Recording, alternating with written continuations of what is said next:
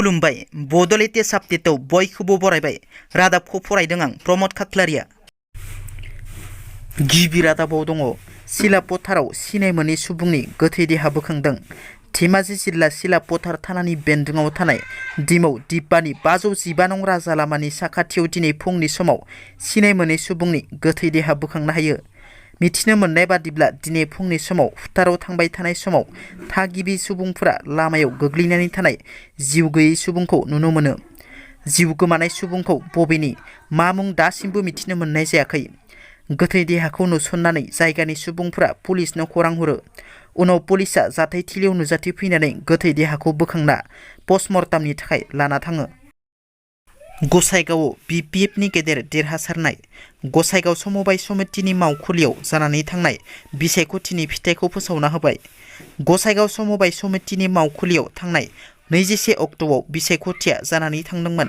बिनिनो फिथाइखौ मैया फोसावना होनायाव BPF राजखान्थि दोलोआ गासै सा 15 बिजाथिफोरा रायजो राजाफोरनि अनसायनायाव बिसायख'थिखौ गेलेनानै देरहासार जानो हादों। माइनावस्रि दैमारिनि देरहासारनायाव गोजोननायजों बरायदों उदालगुरि जिल्ला एबसु पानिरे दख'रा एबसुआ। मख'नो गोनांदि उदालगुरि जिल्लानि माइनावस्रि दैमारिया सम जिउ आरो मुंनि खन्थाइ बिजाबनि थाखाय लाइमोन साहित्य एकाडेमि बान्था 2023 मायथाइनि मोननो हायो। लाइमोन लिरगिरि महरै साहित्य एकाडेमि बान्था मोननो हानायाव जिल्ला नाङैनो गोजोननाय गोसारदों। बान्था मोननो हानाय माइनावस्रि दैमारिखौ बिथांनि नखर पानिरे कसुबिलाव थांनानै दुंब्रुदै बरायहैदों जिल्ला एबसुजों लोगोसे गुबुन गुबुन दोलो आफाद आरो सुबुंफोरा। बाक्सा जिल्लानि बरमायाव ड्राग्सजों लोगोसे सासे लाइमोनखौ हमदों। बरमानि बाटासारायाव राइजोफोरा हुसु हुसु हमदों सासे ड्राग्स दुथांखौ। गोबां बिबांनि ड्राग्सजों लोगोसे सासेखौ हमदों नाथाय गुबुन सासेया खारखोमालांनो हायो। हमजानाय ड्राग्स फालांगिखौ बरमा नाक्तिपारानि दैथुन बर' होननानै सिनायथिनाय जादों। राइजोफोरा दैथुन बर'खौ हमना बुदला बुसि खालामनानै बरमा पुलिसनो गथायो। राइजोफोरा दैथुन बर'निफ्राय मोनथाम ड्राग्स गोनां कन्टेनार आरो मबाइल फन बोखांनो हायो। उदालगुरि जिल्लानि सागुलिसार ओनसोलाव हानि पाट्टा राननानै होदों दानि सरकारा।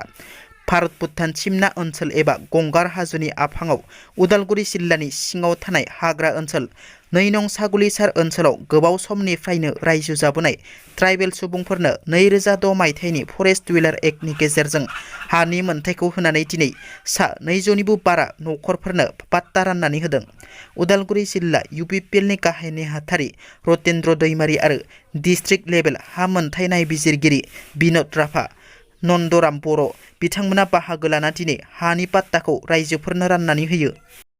दिनैनि रादाबा एसेनोसै।